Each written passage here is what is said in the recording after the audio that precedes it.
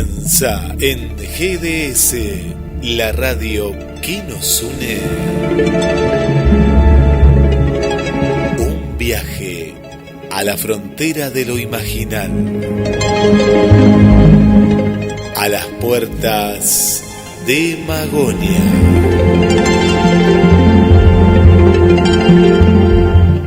Cada semana te invitamos a viajar,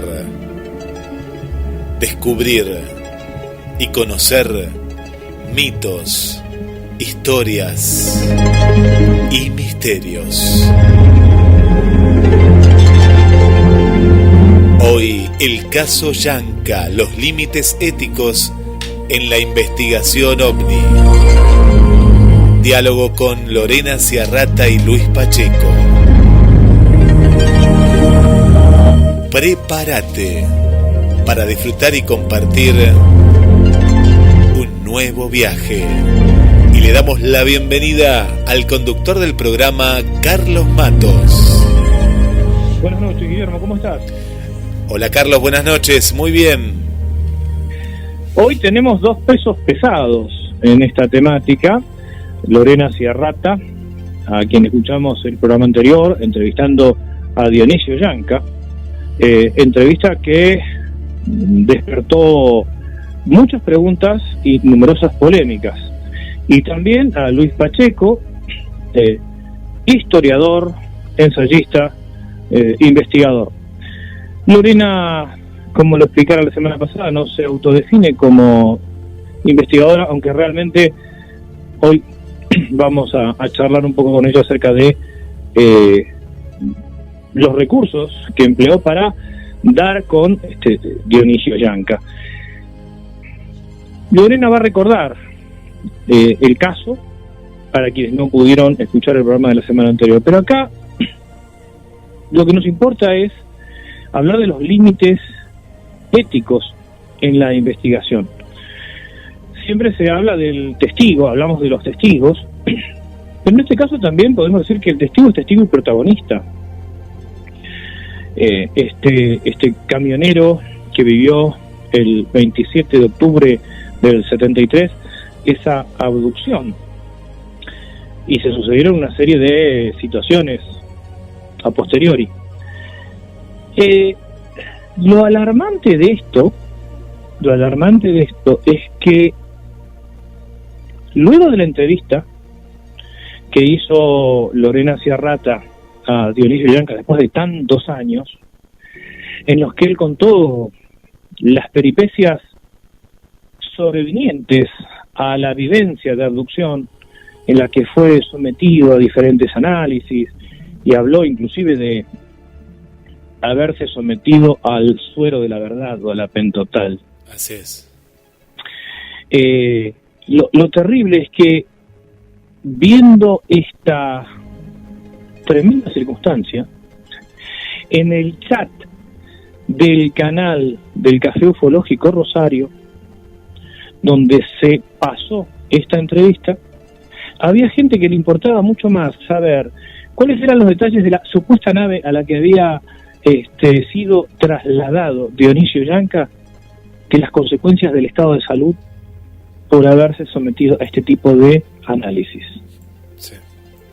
Esto es tremendo, Guillermo, ¿eh? Sí, Carlos. Lo que pasa es que, para ponerlo en situación, en esa época, vos esto lo has contado también, en muchos programas hasta televisivos, ¿no? Se hablaba como, el suero de la verdad. Yo me acuerdo, era chico, y recuerdo esto, como algo que validaba un hecho para corroborar si había sucedido o no, y en ese momento nos parecía natural, y todavía hay gente que se ha quedado, ¿no?, en esa época, y estamos en el 2021, es decir... Estamos en 2021, pero claro, pero más allá de la cuestión bioética que vamos a abordar en este programa y en otros programas sucesivos, lo increíble es que del 2021, en esa entrevista en la que pudimos escuchar a Dionisio, en la que realmente uno pudo, creo que todos pudimos sintonizar con sus vivencias, lo lógico era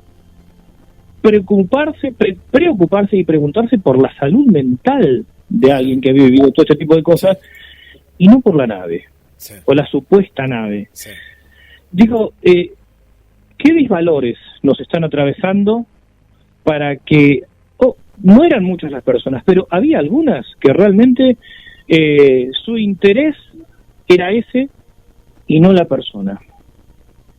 Esto habla muy mal de algunas cosas que nos están pasando como sociedad. Pero bueno, no vamos a adelantar más. Vamos a las vías de comunicación. Desde ya agradecer a Lorena, que siempre pone a disposición el material del Café Ufológico Rosario. De hecho, siempre decimos con Lorena que a las puertas de Magonia, un viaje a la frontera del imaginal, y las entrevistas del Café Ufológico Rosario funcionan en tándem, prácticamente nos movemos de manera conjunta.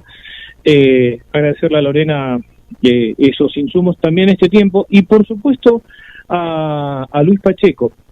Vamos a las vías de comunicación, Guillermo, a las vías de comunicación de nuestro programa, y ya estamos entonces en contacto con Lorena Ciarrata para la primera de las entrevistas, para aproximarnos a estos límites éticos en el terreno de la investigación. 2213-424-6646 para las amigas y los amigos que nos escuchan fuera de la República Argentina, más 54 223 424 6646. Mensajes a la radio también lo estamos recibiendo en el chat y a través de Facebook. Carlos Matos, GDS Radio, los estamos leyendo, escuchando. Y te estás preparado, Carlos, porque vienen dos partes. Vamos con la primera, junto a nuestra compañera investigadora, como le decimos aquí en las puertas de Magonia, porque nosotros la escuchamos, vemos la investigación que hace minuciosa, el análisis. Sí, Lorena tiene mucha humildad, pero realmente el trabajo de búsqueda, de recolección de información, en el que está también Marina Llaveno, realmente hacen un equipo impresionante. Así que bueno, ya nos vamos a la entrevista con Lorena Ciarrata, y después, bueno, charlamos un par de cosas y nos comunicamos también con nuestro amigo Luis Pacheco, otro columnista, ya a esta altura es otro columnista más de nuestro programa. A las puertas de Magonia, esta vez con Lorena Ciarrata desde Rosario.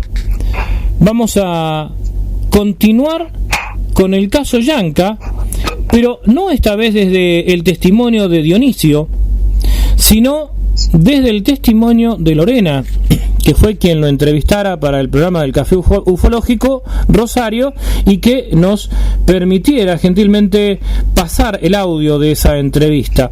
¿Cómo estás, Lorena? Buenas noches. Buenas noches, Carlos. Un abrazo grande a vos, a Guille y a toda la gente que escucha a las puertas de Magonia.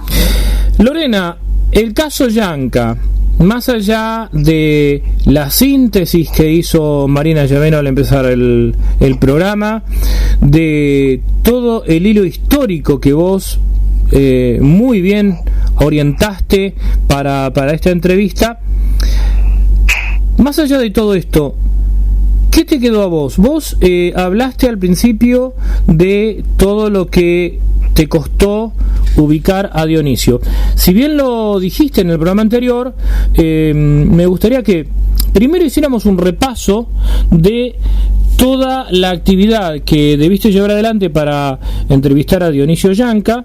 Debe ser uno de los casos, el caso Yanka, uno de los más conocidos de la ufología argentina a nivel internacional, y que ha generado polémicas, bibliotecas divididas, como dicen los abogados, y alguna que otra grieta, pero en el medio de esa grieta hay una persona, hay un nombre, hay una historia de vida, de crueldad también, vamos a decirlo así. Bueno, te dejo estos cabos sueltos para que vos empieces a unirlos con tu relato. Así que recapitulemos un poquito y compartinos primero cómo fue que se te presentó la posibilidad de entrevistar a Dionisio Yanca y todo el periplo que recorriste, que en esto me permito decir que vos estás haciendo realmente periodismo de investigación, para poder llegar en este caso al testigo, y después vamos a hablar si es testigo o protagonista o si cabe esa división. Arranquemos entonces por lo primero que enunciábamos, Lorena. Bueno, ¿cómo llegamos al caso Dionisio? El caso Dionisio Yanca es uno de los casos más interesantes de nuestra ufología, que incluso ha recorrido no solo Argentina, sino que ha dado vuelta al mundo, ¿no? A raíz de eso, su investigador, Fabio Serpa, ganó un premio en Acapulco. Pero ¿cómo hicimos? Qué sé yo, hará más o menos más de un año que lo veníamos buscando. O sea, primero lo empecé a buscar sola, después le conté a Marina, lo empezamos a buscar entre las dos. Marina Schiaveno, que ya todo el mundo sabe quién es Marina Schiaveno, es la voz, la que elabora los informes, la que me ayuda a buscar los testigos, la que cada vez que le digo que salgamos juntas no quiere, pero bueno, es ella es Marina Schiaveno. Buscamos por cielo y por tierra. Cada vez que encontrábamos un número, siempre esto es muy interesante, porque algunos creen que vos en un segundo marcaste 4 o 5 contactos y ahí lo podés encontrar. No, yo te aseguro que en este caso, y si yo pongo a juntar todos los papelitos, porque tengo guardado absolutamente todos el cuadernito a mano, y debe haber más de 100 números de distintas partes de Argentina, que empezábamos a llamar. Hasta que, bueno, la búsqueda nunca cesó. Lo que hacíamos, había momentos, es que decir, bueno, hagamos un parate, 10 días, esperemos que surja una idea nueva, para no ir siempre, o sea, porque esto tiene que ver también con dejar caminar la imaginación de nosotros, porque un contacto te puede aproximar a otro y tenés que dejar variar esa imaginación que uno se cree que interviene lo lúdico en esto también. Ahora, Lorena, pero déjame que te haga una pequeña pregunta. Dentro del mundillo ufológico, había quienes sostenían que Yanca había muerto hacía varios años. Sin embargo, vos seguiste buscando. Exactamente, y en eso justo te quería hacer hincapié. Yo tenía la versión de que Dionisio había muerto, ¿no? Pero no sé por qué, pero seguimos buscándolo. En un tiro me llama Néstor Berlanda y me dice, che, me hicieron una nota para un medio del sur, y resulta que hay un periodista que tuvo contacto con Dionisio. Conseguíme el teléfono, papá, bueno, me consigue el teléfono, hablo con este periodista, ahí me afirma que está vivo, pero la nota era del 2013 y no hubo nota tampoco, porque Dionisio después lo cuenta en el programa. Este periodista pudo encontrar el lugar donde trabajaba en ese momento, y de esa manera uno de los empleados donde laburaba le dio el teléfono de Dionisio, se pudo comunicar con Dionisio, pero Dionisio no dio notas.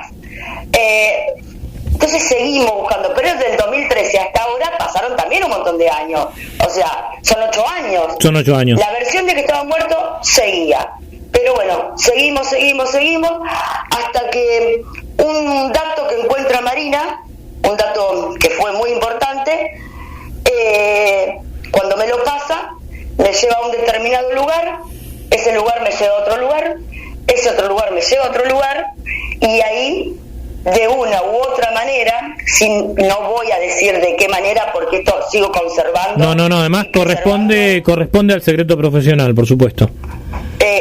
Más allá, claro, más allá de que yo no soy una profesional del periodismo, ni mucho menos, soy apenas una charlatana, como quien dice, pero sí sigo respetando porque hay datos que no lo sabe nadie, o sea, solo Marina y yo. Y así fue como un teléfono, el último teléfono, me condujo directo al teléfono de Dionisio. Cuando marco, vos sabés que los lunes míos son de mucho trabajo, sí. Y era un lunes igual, y no aguanté y lo llamé y le pregunté, le digo, ¿vos sos Dionisio Yanca? Sí. Y le conté quién era y qué quería, y bueno, y ahí empezamos a hablar hasta que él accedió a charlar con nosotros. Así fue el periplo. Llegaste a Dionisio, fue a fuerza también de convicción, de corazonada y de mucha paciencia, y además de hacer una búsqueda minuciosa, recopilando datos y descartando otros datos. Cuando te comunicaste con Dionisio, sí. ¿Cuál fue tu percepción en esas primeras conversaciones? Te hago esta pregunta porque vos sabés que, y sabés mejor que yo, las divisiones que ha producido este caso, y no vamos a, como vos bien remarcaste, no vamos a juzgar en este caso al testigo, que para mí es testigo y protagonista también, sino ¿cuál fue tu percepción directa acerca de la buena fe en transmitir lo que él vivió? Automáticamente me pareció un hombre de pocas palabras, un hombre que ya no tenía tantas ganas de seguir oculto, porque no por hacerse ver ni nada, sino que creo que está en un momento rendido ante la situación. Ya está, lo sentí de esa manera, no con deseos de hablar, pero tampoco con deseos de ocultar. O sea, me encontraste, me buscaste por mucho tiempo, que él mismo lo dijo. Bueno, ¿qué querés saber? Esta es mi verdad. Eso fue la primer sensación, que para lograr luego esa grabación que hicimos, pasaron bastantes llamadas, pero eso fue lo que transmitió del primer momento. Ya no tener más ganas de esconderse. Y en el momento inicial de esas primeras entrevistas, esos primeros encuentros, a la fase propiamente dicha de la entrevista, ¿hubo alguna variación en tu percepción o notaste que era siempre el mismo Dionisio? Del primer momento, yo más que llamarla entrevista le digo charla, porque bueno, siempre lo hablamos a este tema vos y yo. Yo le digo charla porque para hacer una entrevista hay que tener una capacitación mínima de algo, y yo no la tengo. Para mí son charlas. Jamás. Siempre el mismo tono de voz, siempre la misma tranquilidad y la misma angustia a la vez. Te puedo asegurar que después de empezar a hablar me ha contado 20 veces lo mismo, de la misma manera, y con esa cuestión de ya no puedo volver el tiempo atrás, lo que pasó, pasó. No busca culpables, porque él no culpa a nadie, O sea, si te escuchó la charla con Dionisio, él no culpa a nadie, ya está, le pasó, pero la pasó mal. Cuando vos decís no culpa a nadie, te referís no tanto a la abducción o a la vivencia de la abducción, sino a todo lo que sobrevino en el terreno de la investigación. La abducción o la experiencia de Dionisio, creo que lamentablemente, incluso para nosotros que no, por lo menos para mí que me gusta el tema del fenómeno ovni, en el caso de Dionisio Yanca quedó totalmente tapada. O sea, lo que le pasó quedó en 10º lugar, contrastado con lo que le pasó, con lo que sobrevino en su vida, con lo que sobrevino. O sea, claramente Dionisio quedó entrampado en dos posturas antagónicas, llevadas al más alto nivel, y Dionisio no fue víctima de los extraterrestres. Dionisio fue víctima de los terrestres, y me hago cargo de lo que digo. Vamos a detenernos acá. Repasemos, Lorena, para quienes no escucharon el programa anterior, o quienes sí lo escucharon y vieron también el canal de el Café Ufológico Rosario, repasemos brevemente lo que él vivió en esa experiencia de abducción y qué es lo que ocurrió después dentro del terreno de la investigación, y ahí vamos a volver a esto de los límites éticos. Hagamos un poquito de historia. Él sale de la casa de su tío en Bahía Blanca, agarra la ruta 3, sale tipo 12 de la noche, 12 y chirolita, porque la hijita de ese tío era chiquita y era muy pegota con él. Entonces cada vez que él se iba se ponía a llorar la nena. Entonces crearon que la nena se duerma y se va. Agarra la ruta 3, hace unos kilómetros, su neumático estaba como desinflado, se baja a hacer el cambio de rueda, cosa que... Él sale desde Bahía Blanca. Él sale desde Bahía Blanca. Sí. Esto fue a kilómetros nomás. Ajá. En la ruta 3. Él estaba en Bahía Blanca, en la casa de su tío. Para a cambiar el neumático, una luz grande lo encandila, automáticamente se ve rodeado de lo que él denomina 3 seres, 2 hombres y una mujer. Lo toman como del hombro, pero de la camisa, de la remera, le pinchan en su mano, él siente que se eleva, él y esos 3 seres se elevan, se meten dentro de un aparato o nave, porque él, yo te digo como él lo denominó, como él lo denominó el otro día en el programa, como él lo cuenta en el programa, que por eso para mí fue su verdad, porque ahí estábamos escuchándolo a él. Sube ese aparato o nave, lo pinchan en el párpado izquierdo, no recuerda más nada, aparece a varios kilómetros en Villa Bordeaux, empieza a caminar, termina en un hospital totalmente desvariada, o sea, no sabía ni quién era ni qué le había pasado. ¿Qué hace el hospital? Un médico sube la foto de él. Estamos hablando del 28 de octubre del 73, o sea, no había redes sociales. Entonces en el canal de Bahía suben la foto de Dionisio y preguntando si algún familiar se podía hacer cargo de este señor que era un NN, y automáticamente, viene a buscarlo su tío, pero en ese momento Fabio Serpa estaba en Bahía Blanca y llega el investigador Fabio Serpa. Y ahí empieza la otra etapa. Bien. Hasta acá el hecho de la abducción o la vivencia de abducción. Una vez que llega Fabio Serpa, ¿qué es lo que él cuenta? Y bueno, era algo transmitió en el programa anterior, pero acá en realidad queremos escuchar tus impresiones acerca del relato de Dionisio y lo que vos decís, todo lo que sobrevino, ¿no? En esta especie de grieta, en esta situación de quedarse en el medio de 2 fuerzas. Lo que él relata son esos minutos que él recuerda desde que esa luz se posa arriba del camión y esos 3 seres se lo llevan. Eso es todo lo que él recuerda. Ese es su recuerdo. Su único recuerdo es ese. Después no hubo más recuerdos. No hubo más. Después empieza... ¿Cómo? No hubo más recuerdos. O sea, siempre él sostuvo lo mismo. Él sostuvo lo mismo. Claro. No hubo más recuerdos. Lo que vino después es la gran incógnita de lo que pasó, porque automáticamente llaman a la policía.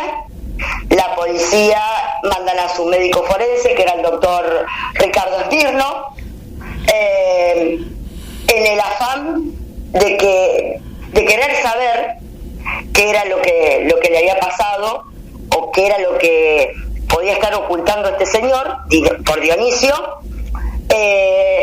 y obviamente un investigador ufológico en el medio. Había que sacar la información. Comienzan con el suero de la verdad. O sea, vamos a detenernos acá. Vamos a detenernos acá.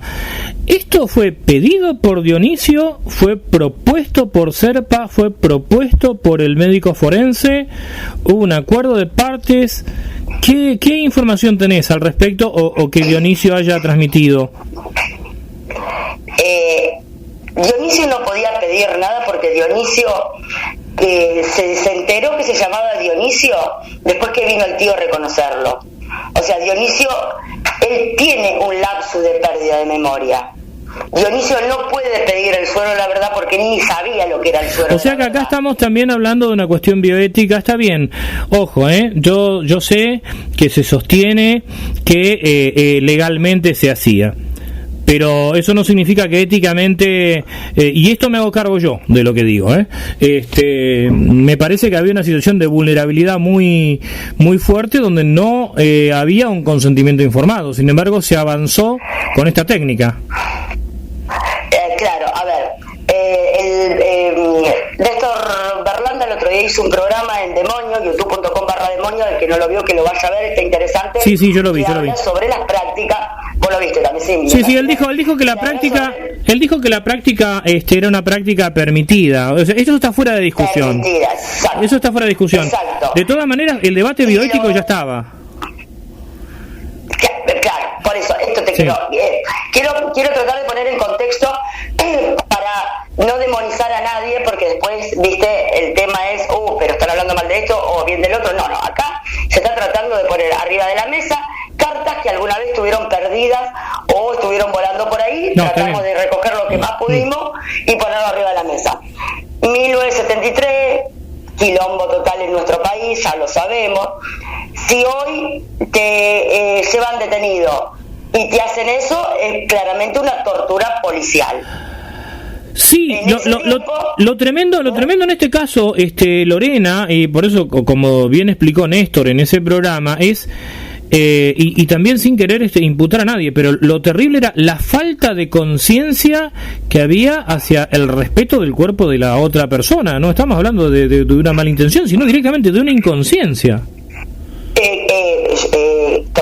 En eso estoy totalmente de acuerdo. A ver, yo creo que a una persona que le pasó un hecho traumático, porque en todo momento se sabía que era un hecho traumático sin saber qué era, no importa si crees en ovnis, si crees en lo que sea, sí. O en las hadas, sí, lo que sea, no, o que te haya pasado algo con 3 seres humanos, cae en un hospital, el camión queda a 15 kilómetros, sin documento, sin dinero, sin saber cómo se llama. Cualquier práctica que le hagas, por más que le pregunte a la persona, no necesitas hacer o sea, con dos dedos de frente te das cuenta que si yo le pregunto a una persona en esas condiciones, lo que me diga es totalmente cuestionable, porque es una persona que no está en sus cabales, porque Dionisio te lo dice, yo no sabía ni cómo me llamaba. Entonces yo te estoy preguntando, te vamos a hacer esto, porque de esta manera vos vas a saber qué te pasó, y yo digo que sí porque no me queda otra que decir que sí, porque quiero saber qué me pasó. Sí. Se mezcló absolutamente todo. Obviamente, o sea, por eso hice hincapié en el programa de Néstor, en el sentido que, bueno, hoy los derechos humanos también han avanzado, y en tema de salud mental no es lo mismo lo que se hacía hace 40 años atrás, que hoy se lo tiene en cuenta un poco más a la persona que vivió algo traumático o que es un testigo o un protagonista. Pero en ese momento de ético ahí no había nada. Sí, no había planteos como esto que decíamos, ¿no? Del consentimiento informado, de algo pero que la bioética venía planteando, porque yo recuerdo, obviamente, ¿no? En esa época yo era un niño, pero sí haber estudiado muchos años después, cuando ya en el año 71 varios científicos empezaban a cuestionar la llamada autonomía de la ciencia, es decir, que la ciencia se declaraba soberana, y en nombre de la ciencia pareciera ser que cualquier práctica era buena en búsqueda de la verdad, ¿no? Hasta que en algún momento algunos científicos dicen, esto fue en el año 71 cuando se empezó a hacer este cuestionamiento. Obviamente que acá en Argentina, 2 años después, claro, no había avanzado eso. No, y como vos decías, la Argentina realmente era un país muy complicado. Así que en ese contexto lo tenemos a Dionisio, tenemos a un investigador y tenemos a un policía forense llevando adelante esta práctica, que es lo que vivió Dionisio, que creo que viene muy bien el testimonio de Dionisio para que se vea realmente por las aberraciones que pasó nuestro país en cuanto al estudio de las mentalidades también, ¿no? Aberraciones que atravesaban a toda la gente, No, acá no, como vos bien decías, no estamos demonizando, pero tampoco podemos dejar de hacer hincapié en estas cuestiones. Y entonces Dionisio quedó sometido al suero de la verdad. ¿Y qué pasó después? Y acá te quiero hacer un paréntesis. Vos fíjate cómo tratamos de rescatar un evento ufológico y terminamos metiéndonos en la historia de nuestro país del año 73, lo que se hacía puertas adentro, que se sabía, pero que no se hablaba en el comedor de la casa de cualquier persona. Exacto. O sea, un evento ufológico, porque nosotros lo único que buscábamos era un evento ufológico, y nos enteramos de que cualquier persona, mejor dicho, cualquier persona que caía detenido y no se sabía con exactitud qué era lo que pasaba, automáticamente un profesional venía, te enchufaba Pentotal para rescatar la historia que vos no querés contar. O sea, sí. Es un contexto jodidísimo. Sí, en el marco de la Guerra Fría, en el marco de lo que se llamaría en su momento la doctrina de la seguridad nacional, todo este tipo de prácticas, ¿no? Donde, por ejemplo, no podemos desconocer lo que pasó con la AAA, lo que pasó con ciertos movimientos, así que exactamente. Es imposible. Exactamente. Claro. Y bueno, la ufología no dejó de estar atravesada por todas estas cosas. Como vos decías al principio, ya la vivencia de la abducción queda casi en un segundo plano. Acá realmente el protagonista es Dionisio de una serie de acontecimientos que él no podía manejar. Él no podía manejarlo, totalmente de acuerdo. Él no podía manejar absolutamente nada de lo que estaban haciendo con él. Claro. ¿Y qué percepción tuviste al momento en el que él te contaba estas cosas? Porque en el programa vos con excelente criterio dijiste, bueno, hay cuestiones que no las hemos volcado, no alteramos el contenido, pero no las hemos volcado porque, por supuesto, tampoco se trataba de ver a alguien quebrado, y justamente por el respeto a la intimidad. Pero ¿qué te transmitió en esas cosas que me parece muy bien, que por respeto vos no las difundiste, no las pasaste? A mí, desde el primer momento que yo empiezo a hablar con él, pero vamos a hablar puntual de la grabación. Sí. En el primer momento que empezamos a grabar, yo tenía un nudo en la garganta porque se notaba un hombre totalmente abatido por aquel recuerdo, un hombre que hacía 3 comentarios y se quebraba, y que para no quebrarse tenía que oprimir el corazón, por decirlo de alguna manera, porque oprimía el pecho, porque era un tipo que estuvo quebrado desde el primer momento. Y vuelvo a lo mismo, en la charla que tuvimos, porque muchos me cuestionaron que ¿por qué no hablamos del evento ufológico? Es que yo lo único que quería que él contara lo que él quería contar. En el evento ufológico no le trajo ningún trauma. El trauma se lo trajeron los humanos, no los extraterrestres. Por eso vuelvo a decir lo mismo. Entonces, yo dejé que él contara lo que podía y lo que quería. Traté de llevarlo por algún camino, pero no me importaba a mí que contara lo que a mí me iba a servir o mi curiosidad. Lorena, yo quisiera decir algo y como expresé con anterioridad, me hago cargo. Realmente es muy despreciable la actitud de la gente que le importaba el evento ufológico sin tener en cuenta el sufrimiento y la destrucción de una persona. Creo que habla muy mal de esa gente. No sé quiénes son, no me interesa, pero creo que si hacemos foco en algo que es totalmente irrelevante, de olvidarnos de la persona, bueno, directamente, como dice un amigo, cerrame la 12 sin postre, ¿no? Nos vamos. Me parece que si hay gente dentro del terreno de la ufología y de la investigación que te hizo ese reclamo, creo que haría muy bien en irse a otro lado. Es que sí, es tal cual como te lo estoy diciendo. O sea, lo peor que por ahí, si me lo hacen a mí al reclamo y me llaman y me lo dicen a mí, puedo contestar.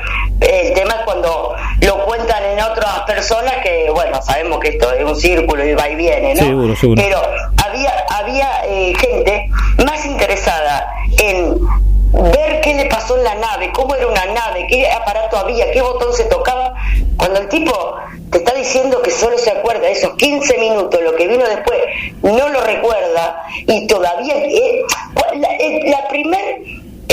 uno de los primeros llamados, algo que me conmovió y obviamente que le dije la verdad, es que él todavía quiere saber qué le pasaron esos 15 minutos. Y yo le dije, Dionisio, yo no sé si alguna vez alguien te lo va a decir, yo estoy segura que no. Yo no sé si alguna vez te lo va a decir. Lo único que podés llegar a encontrar es saber que lo que te pasó a vos le pasó a otra persona y coincidir con pares. Pero no que alguien te vaya a decir qué pasó esos 15 minutos, porque es imposible. Lorena... Es imposible. Bueno. No, sí, seguí. No, pero asimismo hay gente que sí, que quería saber más detalles del evento ufológico, cuando lo que tenía para contar lo traspasó, su dolor traspasó el evento ufológico. Claro, y acá me parece que es bueno detenernos, y ya para ir redondeando esta parte del programa, ver cuáles son los límites éticos que tiene el campo de la investigación, porque evidentemente quienes hacían estas preguntas no tendrían ningún empacho en someter a este tipo de vejaciones a una persona que tuvo una vivencia por el estilo. Le interesa más la descripción de una nave, partiendo del preconcepto que se trataba de una nave, que la salud mental de un individuo. Es realmente peligroso. ¿Qué lección deja el caso Yanka para las generaciones actuales de investigadores? Para vos, Lorena. Yo no sé qué puede causar en los demás. Yo tampoco, como siempre digo, yo no soy investigadora, no pretendo serlo, no me interesa la investigación ufológica desde el lado de lo que buscan algunos, saber de dónde viene el fenómeno y demás. A mí lo que me apasiona y lo que me atrae, lo que digo siempre, es hablar con una persona que pasó un hecho que para ellos fue traumático y cómo quedó su vida. Entonces, ¿cuál es el límite? No sé, lo que sí te puedo decir, que después de escuchar a un Dionisio 48 años después contando lo que vivió, te das cuenta que ahí se hizo todo mal. Escuchar a un Ángel Morazzi, otro testigo u otro protagonista que fue el único expediente judicial que hubo en la Argentina, contando que se tuvo que ir de su ciudad, tuvo que mudarse varias veces por el hostigamiento de periodistas y de investigadores. Bueno, evidentemente los límites no se han trazado nunca. Creo que incluso, y esto vuelvo a decir lo mismo, es subjetivo porque es mi opinión, creo que la ufología es tan individualista que incluso pone al testigo en un lugar de propiedad privada. El testigo o el protagonista de un caso es propiedad privada de fulano o de mengano, y de ahí me parece que ya estamos al horno. Yo coincido con lo que vos decís y realmente voy a fijar una posición. A mí no me gusta así como vos fijás una posición, como Néstor fijó la suya en aquel programa, yo voy a fijar mi posición. Legalmente para mí estaba permitido, pero eso no lo exime de una falta de compromiso desde el punto de vista de la bioética. No todo lo que es legal significa que esté bien.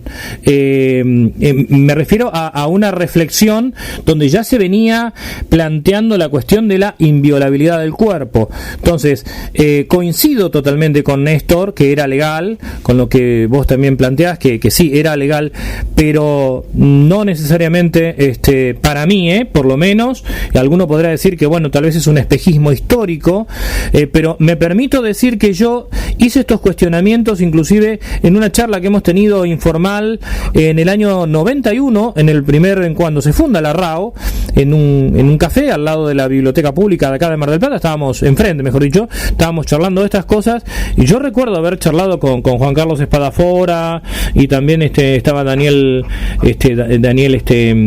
Pericet, y yo decía, me parece que ya había una reflexión ética, y para mí, insisto, era legal, pero a mí no deja de hacerme un ruido en ese aspecto. Es lo que pienso yo, Sí, yo lo resumí en esto.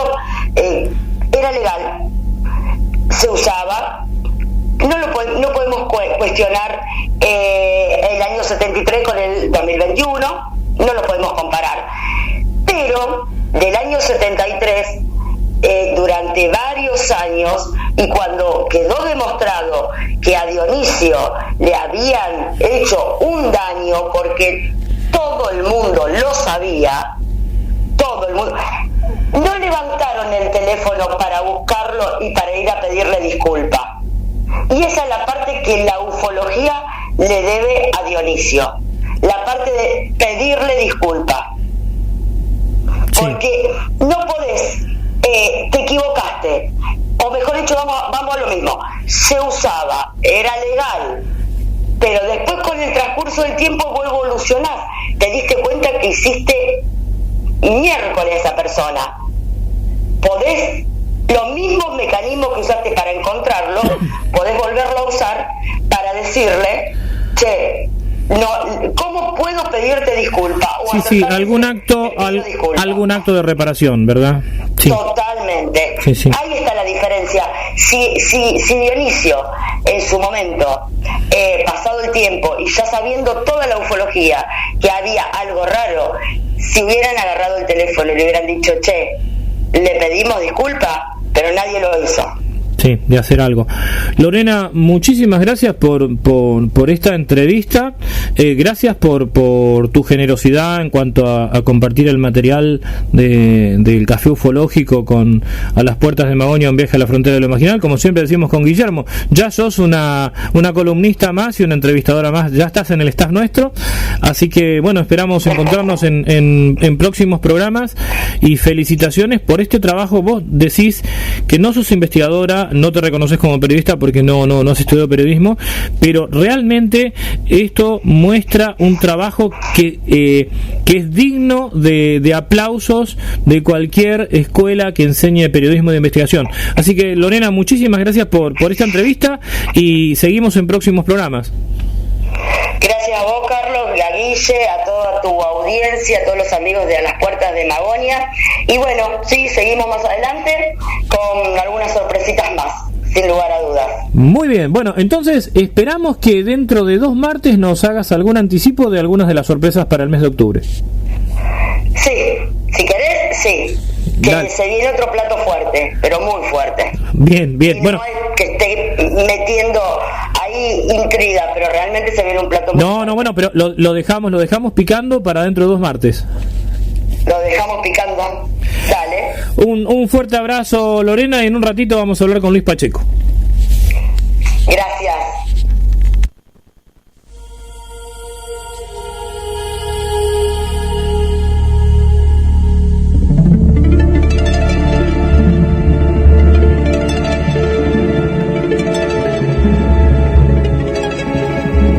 Gracias. Y como recién ahí decía Carlos, sos una columnista más del programa. Este caso, ahí estamos compartiendo un artículo para aquellos que nos estaban preguntando más detalles sobre el caso para poder leerlo, pero ya lo estuvimos analizando la semana pasada. Ahora con estos datos que nos trae Lorena, de un caso que ha recorrido el mundo, ¿no? Ha recorrido el mundo y que de una manera, desde otra visión, desde otro lugar, el Café Ufológico, con mucha seriedad, ¿no? Que como hay que tener y respeto sobre estos casos y sus protagonistas. Y bueno, por eso tanta gente se atreve a hablar en el Café Ufológico por esta cuestión, ¿no? De darle el lugar que se sienta cómodo, que pueda expresar sus sentimientos y hasta buscando una respuesta, ¿no? Del otro lado, que como en este caso se evidencia, lo único que se buscaba era el marketing, el hablar de eso. Y también si vamos a las circunstancias, ¿no? En los años que se ha dado, de una manera distractiva, ¿no? La cuestión de decir, hablemos de esto, ¿no? Me imagino en esa época, Carlos, en todos los medios, ¿no? Este caso como para distraer de otras cosas que pasaban. Sí, seguramente es que desde ya. También es cierto que la ufología atravesaba por algún momento, ya no era tan incipiente, pero que era utilizada como un medio de distracción, sí, seguro. Eso por un lado. Por otro lado, insisto en esto que hablábamos con Lorena, que el debate de si lo legal a su vez es ético.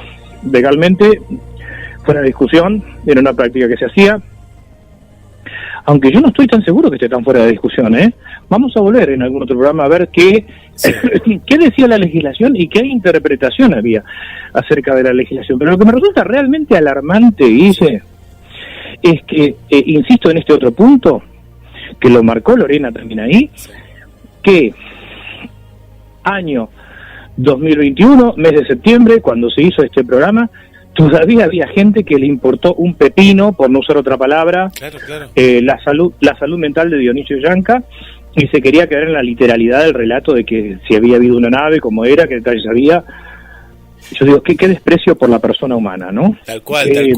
Aparte del sufrimiento, lo que él pasó, lo que Lorena bien marcaba, ¿no? Que el sufrimiento posterior no fue por estos seres de otro planeta o lo que fuere que haya pasado, sino por los experimentos. Acá, digamos, Lorena también decía seres, claro, decía extraterrestres en un sentido metafórico, ¿no? Tomando, digamos, el relato de Dionisio. Respetando también eso. Pero claro, a lo que voy, el sufrimiento y él, vos fíjate que él sintió una paz muerto, es decir, cuando de pronto se pensaba que en el año 86 él había fallecido, me imagino que él habrá sentido una paz como diciendo, bueno, por lo menos durante todo un tiempo, hasta que no me molestan más. No me molestan más, ¿no? Esto es extraño, ¿no? Que la muerte te pueda traer paz en vida. Es una cosa que el asedio y toda la cuestión, que el volver, y también qué valiente, ¿no? En esta entrevista que escuchamos la semana pasada, de volver a hablar de algo que te hizo mal. Sí, creo que también está, lo que pasa es que también Lorena es una de esas pocas personas, creo, deberían ser más, pero son esas pocas personas que respetan a rajatabla los acuerdos. De hecho, no ha vulnerado la intimidad de Dionisio Yanca. Pero bueno, estas son las cosas de las que, como decíamos la semana pasada, queremos hablar acá. Para la ufología de Villiquen hay otros programas, no es este. Hay canales de YouTube, hay montones de lugares. Acá queremos hablar de la cuestión profundamente humana y la ufología, en tal caso, cuando tocamos lo imaginal dentro de lo mítico, la ufología en tal caso es el disparador para poder tomar conciencia de otras cuestiones, como en este caso que estaba pasando en nuestro país. Y a ver, ¿por qué el Pentotal? ¿Y por qué un médico que pertenecía a las fuerzas de seguridad? Claro. Yo dejo estos cabos sueltos nomás para otros programas. Como hablábamos, la doctrina de la seguridad nacional en toda América Latina. Sí. ¿Por qué esta cosa castrense? Claro, mira, Carlos me hizo acordar este análisis que desde los primeros programas, de los primeros viajes de las puertas de Magonia, vos haces esta relación, ¿no? A ver, época tal, plato volador con remaches, época tal, tal cosa, época tal, un general que baja de un general, el ejército, sí. Y vos, qué increíble, y también este caso tiene todos esos elementos, todos, en la Todos época y esos el lugar, elementos, ¿sí? Claro, y fíjate toda la información que creo que las nuevas generaciones pueden recoger a partir de esto, que es mucho más rico que la cuestión puramente imaginal, que no sé si algún día se resolverá, pero en tal caso creo que lo que más importa es esto otro. Vamos a continuar ahora con Luis Pacheco, ahondando un poquito más en esto de los límites éticos de la investigación OVNI, como los límites éticos de cualquier otra investigación. Yo digo, ¿por qué muchos ufólogos se creen con derecho a saltar cualquier límite ético? ¿Quiénes son para saltarse cualquier límite ético? Hay otros que los respetan, ¿eh? De hecho, recuerdo que, por ejemplo, Carlos Ferguson, vos debes acordar acá en los congresos, uno de los premios que se otorgaba en los encuentros de la RAO era el premio de la calidad humana, donde justamente se trataba de valorar esto, ¿no? El respeto al testigo, al protagonista, pero bueno, creo que este caso, que seguramente lo vamos a redondear en el programa próximo, y tal vez algún otro programa más, nos permite tener una radiografía y una película de las grandes locuras que vivió nuestro país. Locura no es un término muy técnico, pero creo que es gráfico. Así que repetimos las vías de comunicación, Guille, y ya vamos a la charla con Luis Pacheco. 2234-6646. Mensajes a la radio, es el chat que interactuamos todas las semanas en las puertas de Magonia. Vamos a mandar rápidamente un saludo para Vanessa y familia que nos están escuchando. También para Paula, muchas gracias desde Capital Federal, Tete desde México, Adriana desde aquí, desde Mar del Plata, Raquel Fernández, que siempre ahí nos está acompañando desde la zona de Lanús, Esther, atentamente escuchando la historia, saludos desde Paraguay, Carlos y Guille y equipo. Vanessa Vence Cariños, Carlos Matos, concuerdo contigo, hay que ser empático y respetuoso. Saludos desde Chile. Un saludo también, nos manda un abrazo desde Paraguay, Miriam, Marcela, aquí desde la zona del centro. Bueno, agradecemos todos los mensajes y continuamos viajando. Hoy, viaje doble en A las Puertas de Magonia.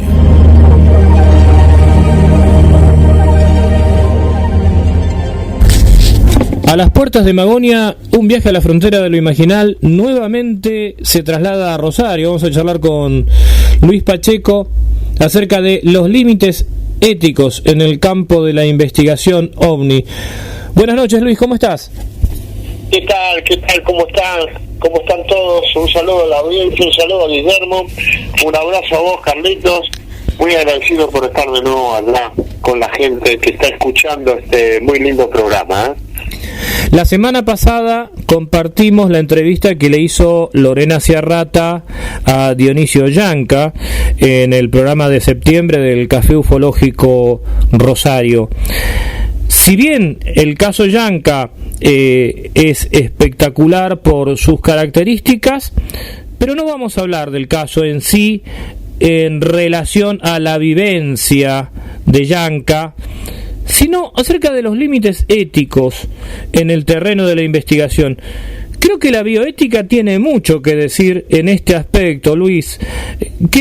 ¿Cuál es tu punto de vista a lo largo de la historia de la investigación? Y actualmente vos trabajaste en tus ensayos ahondando en lo que en un trabajo denominaste el pensamiento ufológico.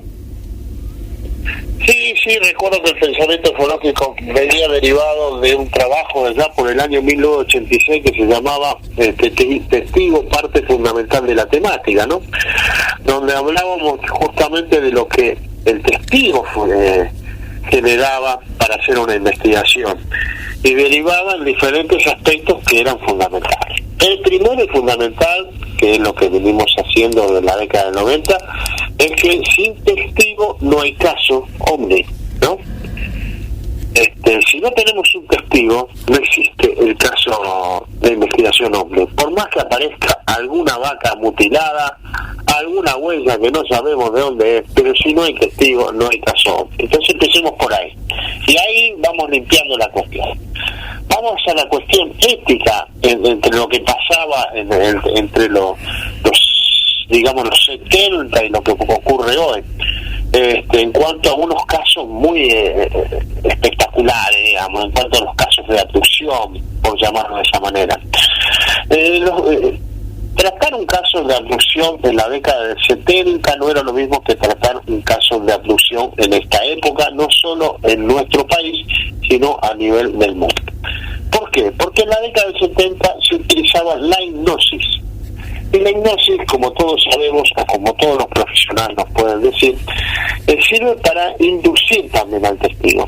Y la hipnosis, el testigo no está consciente de lo que está diciendo, sino que está en un estado totalmente distinto. Por eso hoy se hacen relajaciones muy profundas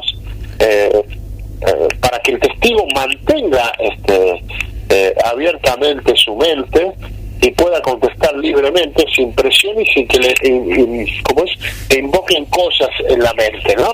Como se hacía en la hipnosis, porque en la hipnosis a vos te decían, por ejemplo, ¿usted qué vio? ¿Vio una nave extraterrestre, verdad? Entonces la hipnosis, inducido, la persona iba a decir que sí. Ahora, en los estados de relajación, como por ejemplo estados profundos de relajación que hacen acá los dos especialistas, para mí únicos que hay en Argentina, que son Néstor Berlanda, psiquiatra, y Juan Acevedo, psicólogo, cuando a una persona se lo quiere inducir de esa manera, el testigo va a responder directamente con lo que está con su pensamiento, porque está relajado, no está dormido ni hipnotizado. Esa es una de las primeras diferencias que hay entre lo que pasaba en los años 70, por llamarlo de esa manera, y lo que ocurre actualmente para llevar adelante la investigación.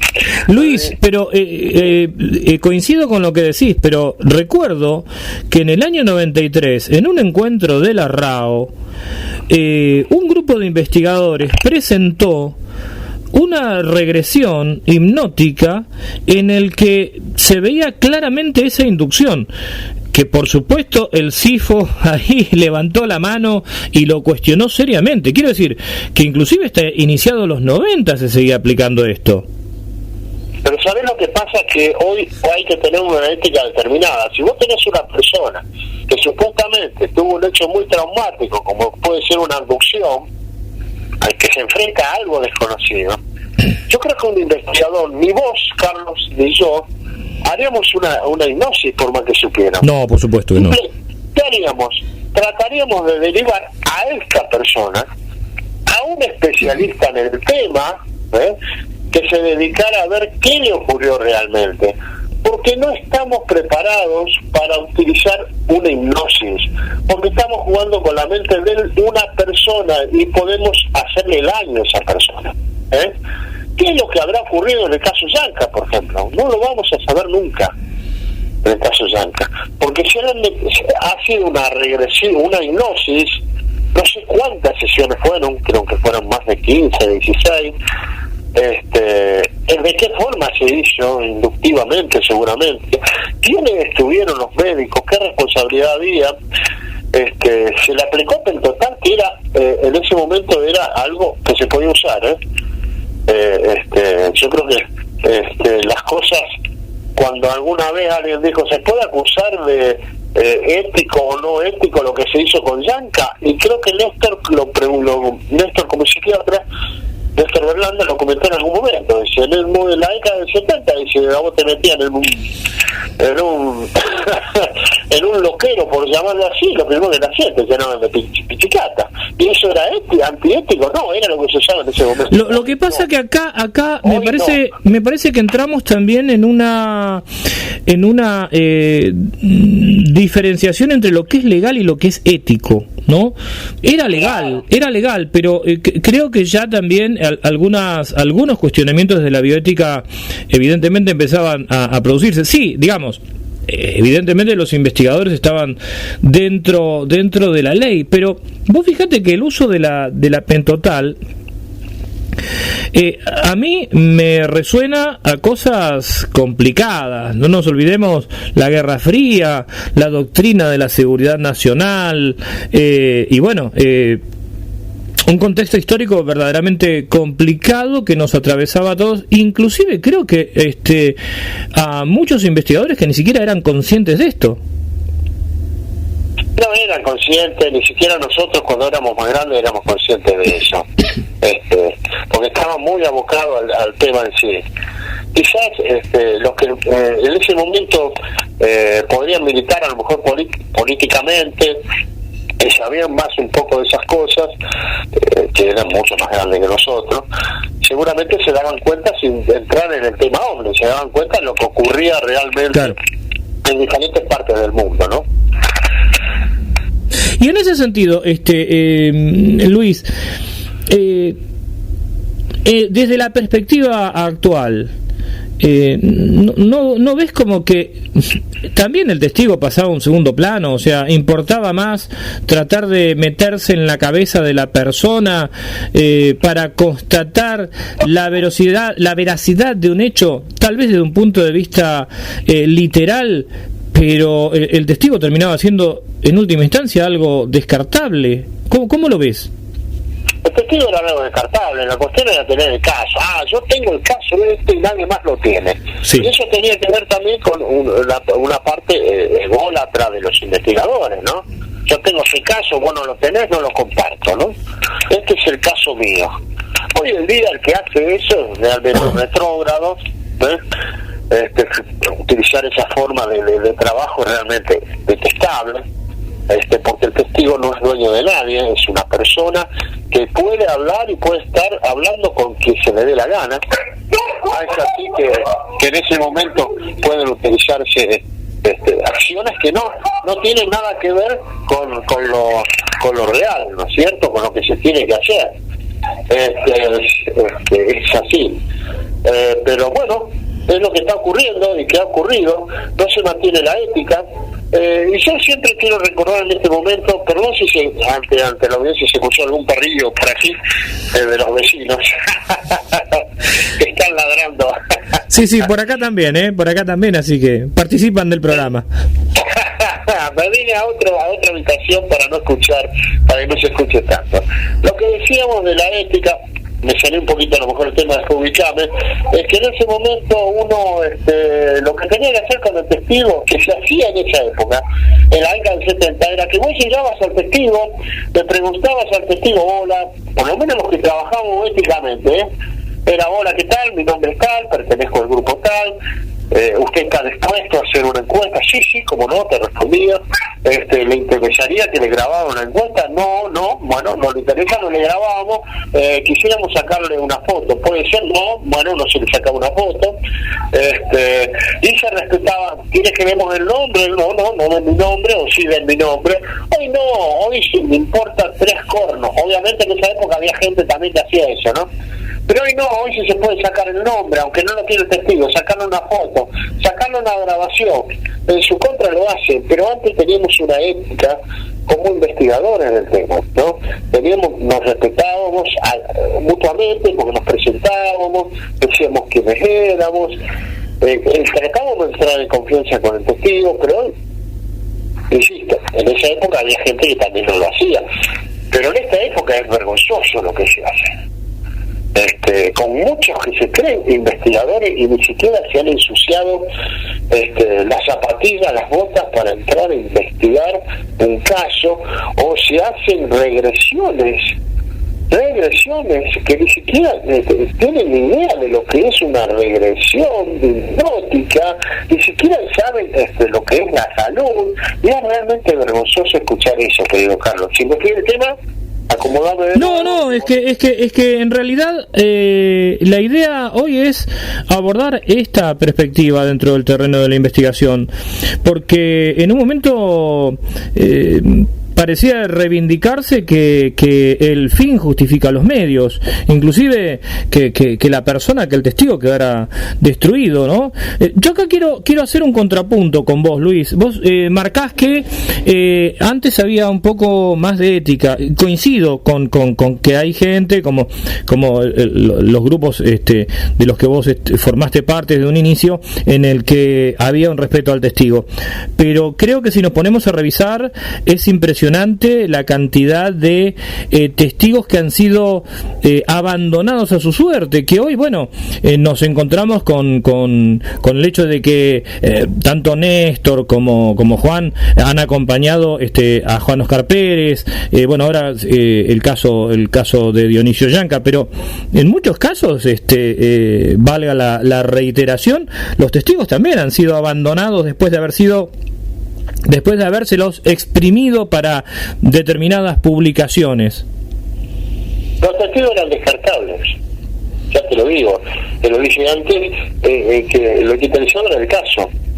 Estamos hablando de casos importantes, de que cuando hablo de casos importantes entre comillas, pero sí en casos de abducciones o de contacto con seres, entre comillas lo de los seres, de una evidencia realmente extraordinaria, que al testigo le pudo generar un hecho realmente sorprendente y algunas veces un trauma, pero eso no se tenía en cuenta en esa época.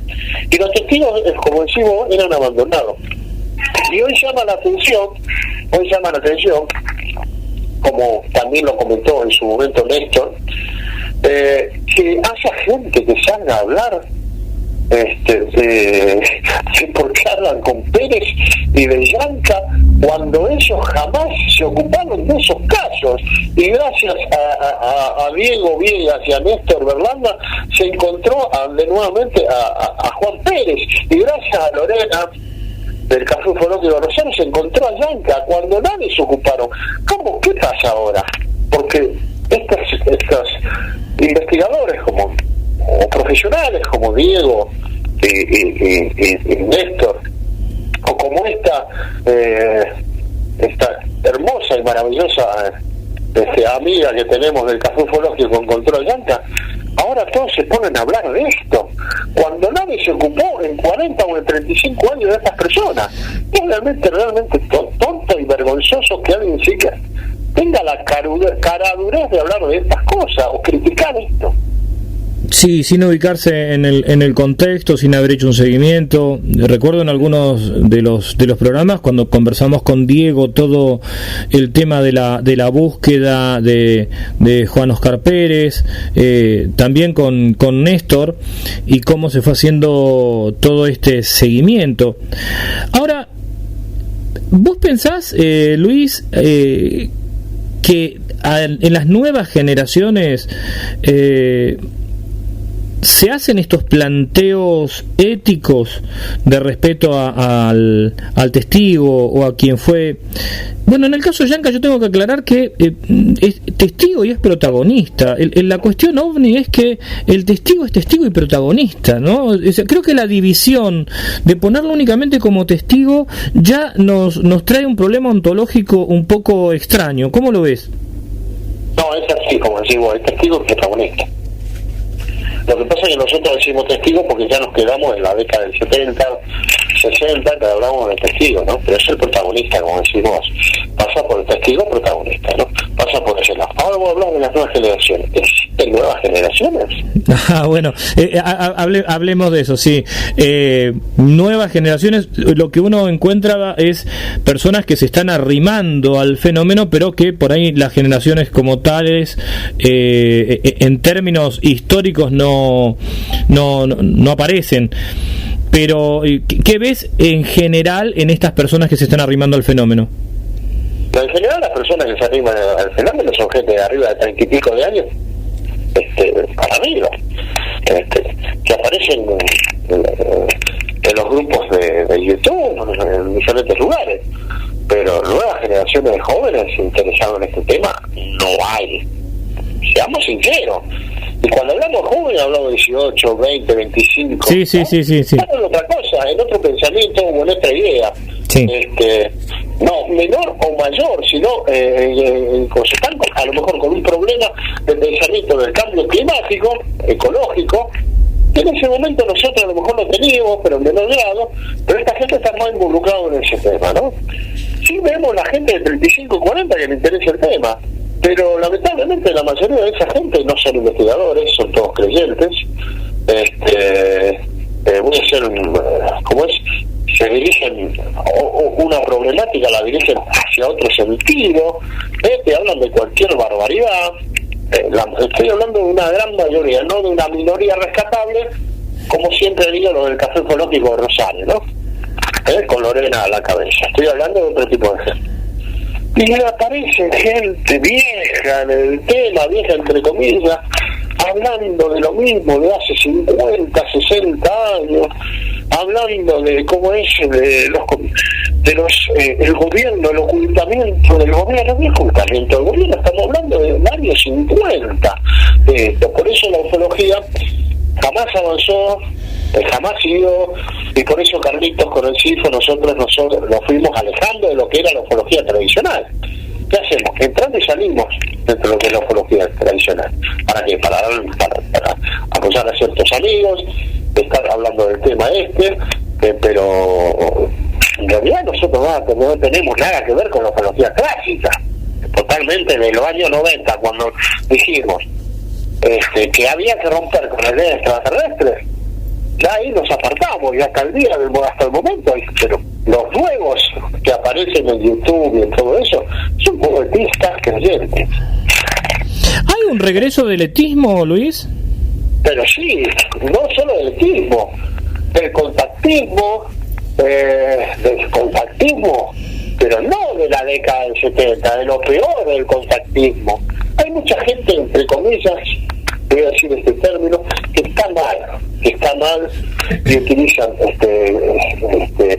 el tema para cosas. Hay canales de YouTube que invitan a toda esta gente que hablan de reptilianos, que hablan de que yo soy la representante de los seres. Es una cosa realmente mal, ¿viste? Mal.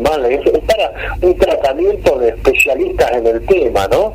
Y que se le dé cabida a esta gente, que le dé cabida en un lugar de tanto dominio como son el YouTube, ¿no?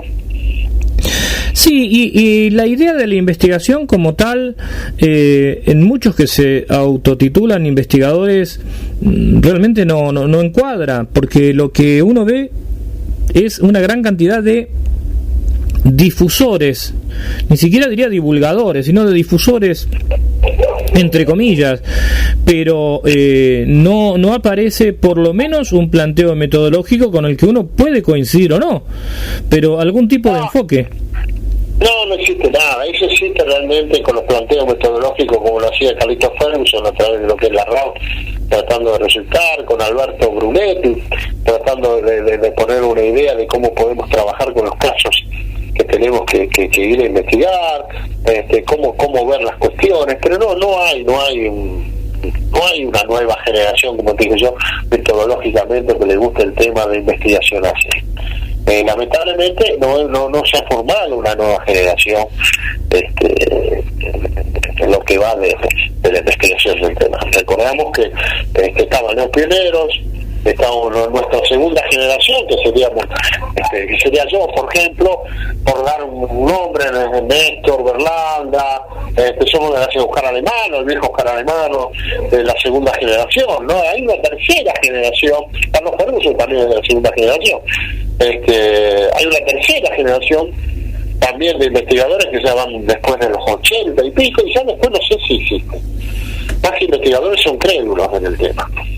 Sí, bueno, es como hablamos en algún programa nosotros acerca del regreso de estos movimientos religiosos. Claro. Estos movimientos religiosos que vuelven otra vez con un sentido muy político al respecto, ¿no? Como hemos visto. Pero fíjate cómo hemos derivado el tema del testigo. Sí, porque sí, es que es inevitable, pero es que creo que tanto la falta de metodología, que no significa que todos los grupos apliquen los mismos métodos, pero por lo menos que establezcan un método que sea explicable. No hablo del caso, que sea explicable el método, y la falta de un marco ético me parece que nos somete a esto que tantas veces hemos dicho, esta modernidad líquida donde es cualquier cosa. Así es, hay a veces hay que hablar de cosas bien hechas. Hace años atrás había un marco de metodología que se puede aplicar desde la década del 70 hasta el día de hoy, se puede seguir aplicando, incluso se puede mejorar, pero hoy no existe eso. No existe. ¿Por qué? Porque la década del 70 es, digamos, lo mejor que hay en la investigación científica, entre comillas, lo que podemos decir de la temática OVNI, ¿no? Son la aparición de un Jaime, de un Ballester Olmos, que hablaban de una metodología de investigación en los años 70, ¿no? Cómo llevar adelante una investigación.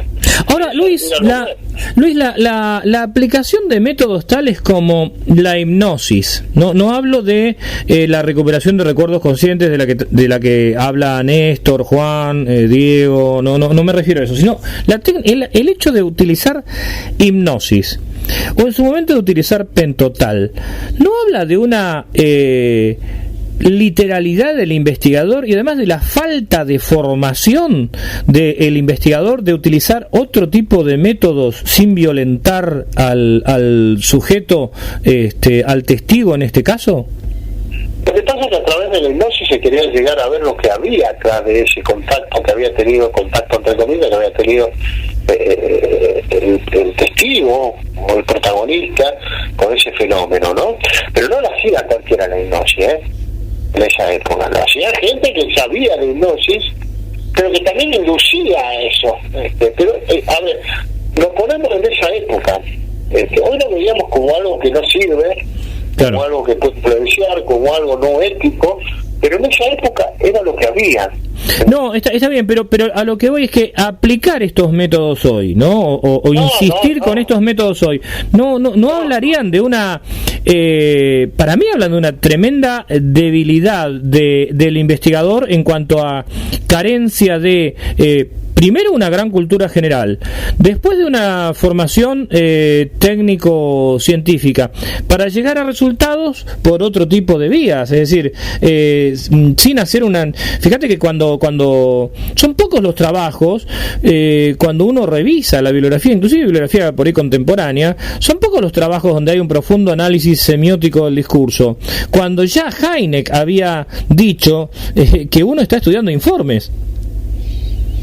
Claro, no, pero eso no existe. Los que piensan esto hoy no tiene que existir directamente, y si lo usan son gente que ni son profesionales en la salud, porque lo primero que tenemos que tener en cuenta, y lo vuelvo a decir como lo dije al principio, quien está con un testigo y que ha tenido un hecho realmente extraordinario, y si quiere hacer una especie de regresión o hipnosis, primero no es recomendable la hipnosis, tiene que ser un profesional de la salud, no cualquier perejil. Yo soy hipnosis porque me recibí, tengo el título de parapsicólogo de la ¿cómo es? De la facultad inexistente, pues no existe eso. Sí. ¿Qué título? No existe eso. Tenés que tener algo que te habilite como algo de salud, que está jugando con la mente de una persona, no está jugando al investigador a buscar el objeto, el ovni, no, está jugando con la mente de alguien, y eso es atroz, y eso sería un tipo irresponsable, ¿no? Es algo irresponsable. Yo lo veo desde ese punto de vista y me parece que es así. La hipnosis no ayuda para nada, al contrario, la hipnosis influye en acelerar pensamientos en tu propia creencia, como diciéndote, si yo soy un creyente, te diría bajo hipnosis, le diría al testigo, así como era la nave, cómo eran los seres, cuando en realidad no es así. Sí, ya estás partiendo de la base que se trata de una nave, se trata de navegantes de esa nave. ¿Y qué futuro tiene la investigación ufológica en nuestro país? ¿Cómo lo ves? Yo creo que la investigación ufológica clásica, no solo la investigación en este país, sino como en el mundo, no tiene ningún progreso. Clásica estamos hablando, ¿no? Sí. No, eso desde ya, pero ¿avisorás algún horizonte? No. Más allá del CIFO, salgamos del tema CIFO o de otros planteos de otros lugares. ¿Avisorás que haya alguna movida que haga por lo menos crecer este campo de investigación? Yo creo que el único puede ser una movida a través de lo que puede ser el resentimiento de Rao en el campo de investigación, a través de Carlos Ferguson, a través de Alberto Brunetti. De ese estilo estoy hablando, ¿no? Después a nivel internacional hablamos de Caravaca, por denominar a alguien, ¿no? Claro. Y ya nos vamos a otros, después ya nos vamos a otros niveles como Jacques Vallée o otra cosa. Pero, sí, ha sido además una gran noticia el relanzamiento de Rao. Creo que estaba faltando ocupar ese espacio. Así es. Lo bueno que tenemos también, que resalto, es que tenemos un buen café ufológico que trata de rescatar casos, que trata de que nuevas generaciones puedan ver lo que fueron esos casos, y por lo menos bien ver, existe un caso en Yanca, mirá cómo fue. Pero yo me río porque hablamos de nueva generación y insisto lo mismo la edad que tienen, ¿no? De 30 y pico de años. Pero vos le preguntás a uno de estos 30 y pico de años, y eso es otra de las cosas, ¿quién era Rivera? ¿Quién era Jaime? ¿Quién era Will Smith? Por nombrar alguno, ¿viste? Y no saben quiénes son. Sí, es cierto que decís, más allá, digamos, de que uno comparta o no con Antonio Rivera, creo que en el mundo de habla hispana ha sido un puntal, y verdaderamente las personas de entre 30 y 40 que se han arrimado a la temática no lo conocen. No, salvo que sean, me gusta el tema hombre, entonces se llama, mirá, un libro de Platillo Volante, a ver qué hizo Antonio Rivera, qué hizo. O Ballester Olmo, que fue más allá de Antonio Rivera, que es un escéptico, realmente ha pasado para el otro extremo, lamentablemente, Ballester Olmo, ¿no? Cuando fue un tipo que marcó una forma de clasificación en el tema hombre, ¿no? Y no sé por qué fue al escepticismo, ¿no? Me parece que uno no tiene que renegar de su pasado, ¿no? Es como decimos siempre, ¿vos cómo empezaste la investigación hombre? No, yo era creyente en los extraterrestres, yo era creyente en que nos habían visitado en el pasado, me leí 3 veces la Biblia entera buscando ovnis, hasta que me empecé. ¿Qué edad tenía? 17, 18. Sí, todos hemos hecho un recorrido más o menos parecido, claro. Pero hay tener tipo de 30, 40 años que sigue hablando de lo mismo. Sigue hablando que nos visitaron antiguamente, renegando de nuestras culturas ancestrales, ¿no? O siguen hablando de los seres que nos vienen a visitar. Sin darse cuenta que no deja de ser un terrible ataque, por ejemplo, a los pueblos originarios y al desconocimiento de su cultura, y además no dejan de ser apologistas de lo neocolonial, sin advertirlo. El otro día leímos ahí, yo puse en Facebook ahí que un café ufológico de Rosario mandó la investigación, café ufológico de Rosario, y no solo acá, que no tiene nada que ver, buscando en el sur las razas cangrejianas, de cangrejos, una cosa, un delirio, pero terrible, y eso sube, y hay gente que lo lee y lo consume. Es realmente vergonzoso. Esta gente no tiene ni idea de lo que está hablando. Para mí, mucha gente esta que está mal, YouTube ha servido para, las redes sociales han servido para que aparezcan gente que está mal y hablan de eso. No soy yo un profesional de la salud para decirle que están enfermos, ¿no? Simplemente digo que están mal, nada más. No puedo llegar a asegurar otras cuestiones. Pero hay muchos delirios realmente. La raza cangrejiana, de Nautilium no han hablado. No, me llama la atención, sí que Sí. no salió nada. De Nautilium no ha salido nada. No, y de Surum tampoco, ha quedado ahí en el margen, Surum también acá en el Paraná. Sí, ya irán apareciendo seguramente. Sí, están con los reptilianos nuevamente, viste, una cosa que viene de la década del 90, viste, un invento que se hizo en los 90, y siguen con eso. Y las nuevas generaciones, hablamos de las nuevas generaciones de edad, 20, 25, también, viste, sí, están no. Y claro. ¿Y a quién se va a acercar? Y encima le damos de comer a los escépticos, a las comisiones, pseudo comisiones que investigan el fenómeno, diciendo, claro, son todos delirantes, y involucran a toda la gente que les gusta el tema, lo involucran y lo meten todo ahí adentro, ¿no? Sí, a personas que han dedicado su vida a separar la paja del trigo, a tratar de aclarar de qué se trata todo esto, y como vos decís, se les da letra a las comisiones que tienden a derribar y a descalificar, inclusive a personas que han vivido cosas complejas y a tirar abajo trabajos también. No, pero no solo eso, sino tratarlas mal, con soy, los que llamarlos respectivamente a la gente del campo, como si no fuera como que fuera un iluso. Un tipo del campo conoce más de su territorio que un piloto de avión. Seguro, es que es lo que siempre decimos, Luis, cada testigo es calificado en su contexto. Esto de poner que hay testigos calificados y descalificados, no, cada uno está calificado en su contexto. En su contexto está calificado, exactamente. No le vas a discutir a un tipo que vive 50 años en el campo, que lo que vio es o lo que tuvo fue una insolación y por eso vio eso, ¿no? Un objeto o algo por el estilo, o confundió una carpa con un objeto, ¿me entendés? Una cosa, pero lo más ridículo que hay.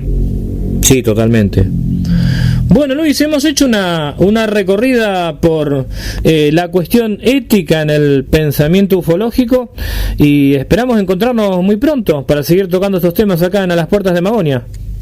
Así es, hay muchos temas para recorrer en esta temática que nos ha gustado siempre, ¿no?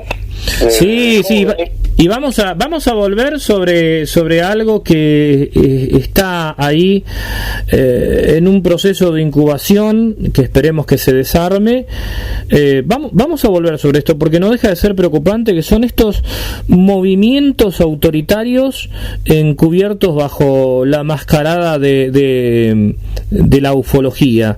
Vamos a volver sobre esto, Luis. Me parece que es fundamental traerlo nuevamente y compartirlo con la opinión pública. Perfecto, Carlitos, perfecto, cuando vos quieras. Entonces, muy bien, Luis, bueno, un gran abrazo para toda la gente de Rosario y el agradecimiento por tenerte ya prácticamente como un columnista de A las Puertas de Magonia, un viaje a la frontera de lo imaginal. Nos encontramos pronto, Luis.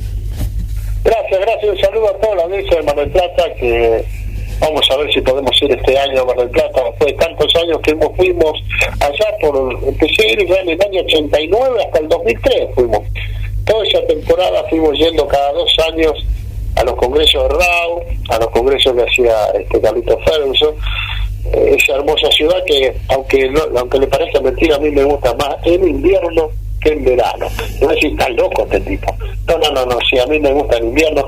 Hemos tomado unos lindos mates con Juancito Acevedo en un día muy frío, apenas llegábamos del colectivo, nos sentamos al lado de la playa tomando unos mates y hacía un frío de loco.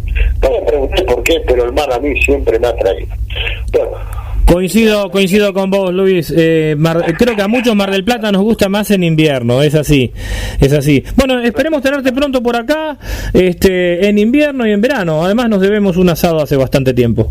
Así, un abrazo a todos, un abrazo a la audiencia, un saludo a Guillermo. Nos estamos viendo, Carlitos. Saludos.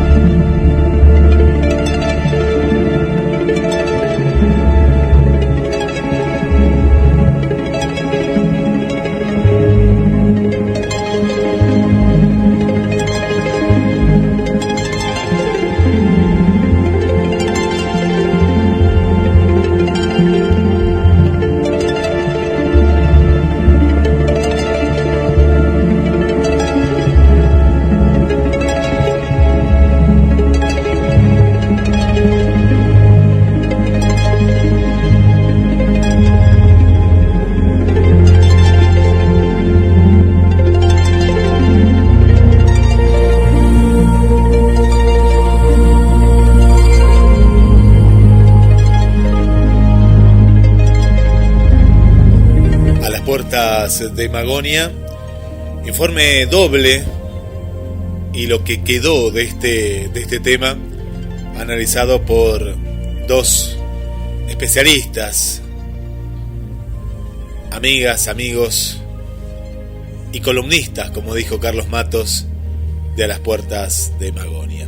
Vamos a conectar nuevamente con el estudio número 2 para el análisis final del compañero Carlos Matos.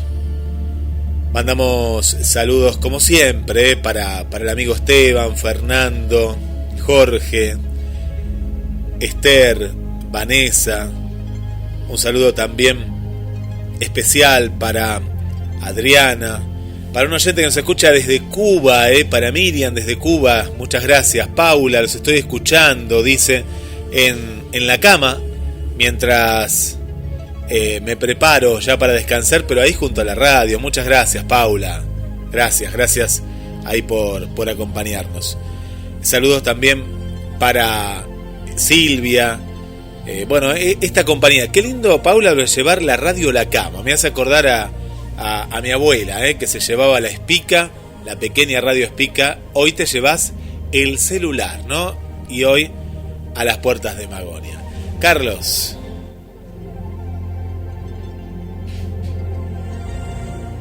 A ver, Carlos, estamos ahí en el estudio número 2. No, me parece que no lo tenemos al amigo Carlos. Bueno, sigo mandando saludos, a ver si nos podemos conectar junto a Carlos Matos para el cierre. Y nos han dejado tantos interrogantes, pero con qué claridad, ¿no? Con qué claridad. Y me quedé, ¿no? Con lo que Luis Pacheco decía, ¿no? Esto de jugar con la mente humana, ¿no? Cuando se juega de manera experimental, ¿no? Y me he quedado con esa reflexión, ¿no? Qué peligroso, ¿no? Jugar con la mente humana, Carlos. Sí, Guille, ahí estamos solucionando un pequeño problema de no hay problema. Es terrible. ¿Sabes qué? Lo que hablábamos con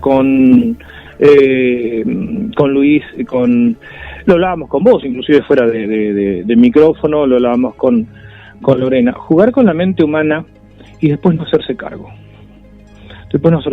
Pareciera que importó más en este caso, en el caso Yanka, en algún otro caso también. Parece que importó mucho más la espectacularidad de un caso. Decir, este caso es mío, como bien planteaba Lorena, como si las personas fueran propiedad de algunos investigadores. Y después, si esa persona quedaba perturbada, ya está, a nadie le importó. Eso me parece que es importante volver a ponerlo sobre el tapete y mostrar este lado oscuro de la investigación ufológica.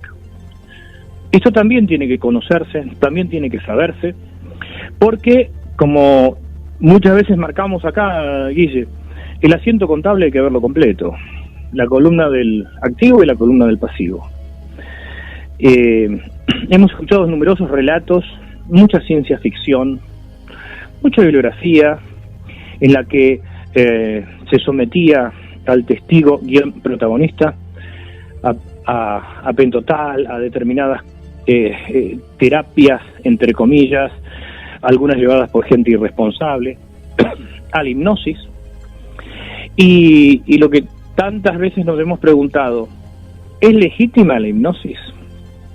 ¿Es legítima la utilización de alguna técnica? ¿Eso no habla mal del investigador que es incapaz de ir por vías laterales para intentar descubrir la verdad? La verdad que eso no marca una cuestión de valentía de un investigador o de una investigadora. El utilizar ese tipo de técnicas en realidad muestra una enorme incapacidad en cuanto a los métodos y una renuncia a la ética. Por eso es algo fundamental, una de las cosas fundamentales que marcó Luis Pacheco cuando mencionó a Néstor Berlanda y a Juan Acevedo, cuando ellos utilizan lo que se llama la recuperación de recuerdos conscientes, es decir, que la persona no se somete a una hipnosis, sino que todo el tiempo es consciente de lo que está haciendo, intentando recuperar algunos recuerdos. Bueno, hemos llegado al final de otro capítulo de este viaje y nos parecía más que necesario poner sobre el tapete la cuestión de la bioética en el terreno de la investigación. Buscar extraterrestres, platos voladores, naves, supuestos seres de otros mundos, a costa de la salud mental de quien protagonizó el suceso, es realmente de una obscenidad que no tiene nombre. Alguno tendrá que responder ante la historia de esta disciplina que es la ufología. Y si no responde, por lo menos que sirva de ejemplo para las nuevas generaciones que deben colocar al protagonista _testigo como centro, teniendo en cuenta que la persona como tal es inviolable y que deben respetarse sus derechos humanos. Si tenemos eso en cuenta, toda investigación es válida. Claro. Pero si nos desviamos un ápice de esta cuestión, realmente pierde legitimidad cualquier trabajo, cualquier investigación y, por supuesto, cualquier disciplina que desplace a la persona como el centro que debe ser tenido en cuenta, protegido y dignificado. Así que bueno, Guille, nos vamos despidiendo hasta el martes próximo, que va a ser el primer programa del mes de octubre. Así es. Esperamos haber hecho una contribución desde otro lugar, mostrando también un lado oscuro dentro de la investigación ufológica. Esto da para más, Esto da para más. Seguramente en algún otro programa vamos a dar alguna otra vuelta de rosca, pero nos parece más que necesario contar estas cuestiones. Por lo menos es lo que proponemos desde acá, desde GDS Radio. Para la ufología ingenua hay otros espacios. Acá vamos a hablar en serio. Así es. Gran programa, y como siempre, Carlos, les contamos a las amigas de siempre y a los amigos que se están sumando en el día de hoy que este programa lo pueden compartir, volver a escuchar a partir del día de mañana en gdsradio.com y radios asociadas. Un abrazo, Carlos. Un gran abrazo, Guillermo, para vos, para las oyentes, para los oyentes, y nos encontramos el martes próximo para hacer otro viaje desde las puertas de Magonia hacia la frontera del imaginario. Cuando la oscuridad se fusione con nuestras melodías. GDS Radio, la radio que nos une. Escúchanos en www.gdsradio.com.